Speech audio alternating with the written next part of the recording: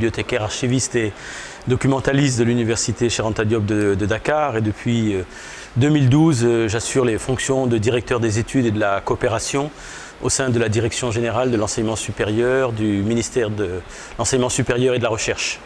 D'accord. Monsieur Sagna, vous avez été choisi comme parrain de cette première édition de concours d'ADI. Qu'est-ce que cela vous fait? Bon, je suis extrêmement honoré d'avoir été choisi comme parrain pour ce concours de rédaction d'articles sur l'enseignement supérieur et donc je remercie l'initiateur de cette activité, à savoir mon collègue le professeur Ibrahima Silla du département de géographie de la faculté des lettres et sciences humaines. Et je dirais c'est un type d'initiative qu'il faut encourager dans l'espace universitaire. L'université, c'est par excellence le lieu à la fois de transmission de connaissances, mais aussi un lieu de production du savoir. C'est donc un espace dans lequel l'écriture joue un rôle important.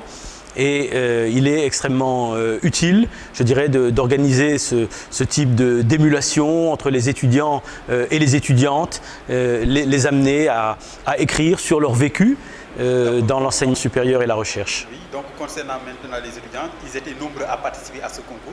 Comment appréciez-vous leur engouement?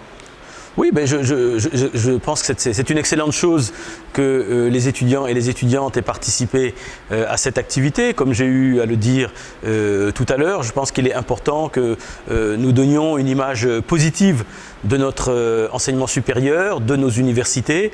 Et ces étudiants et ces étudiantes qui ont brillamment participé à ce concours de rédaction d'articles contribuent à donner une image positive de l'étudiant.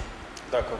Maintenant, en tant qu'acteur de l'enseignement supérieur, quelle est votre perception sur ce genre d'initiative? Mais encore une fois, c'est un genre d'initiative à encourager parce que l'université, ce n'est pas uniquement le lieu où l'on vient pour recevoir des enseignements, c'est également un lieu où l'animation scientifique a toute sa place. Et donc les conférences et les concours de ce genre, hein, qui sont des concours qui amènent les uns et les autres à mobiliser leur esprit et à faire preuve de leur plus belle qualité intellectuelle. Il faut donc encourager ce type d'initiative.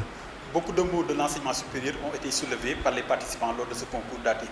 Comment comptez-vous apporter des solutions idoines? Oui, effectivement, je dirais que l'enseignement supérieur évolue aujourd'hui dans un environnement difficile. C'est une réalité, environnement difficile pour les étudiants, environnement difficile pour les enseignants et les chercheurs, environnement difficile pour le personnel administratif, technique et de service. Mais il y a en ce moment d'importants efforts qui sont faits par le gouvernement. Entre 2012 et 2017, ce sont plus de 400 milliards qui ont été investis dans l'enseignement supérieur, pour la construction de nouvelles universités, pour la construction de places d'hébergement, pour la construction d'espaces numériques ouverts, la construction et l'équipement de laboratoires.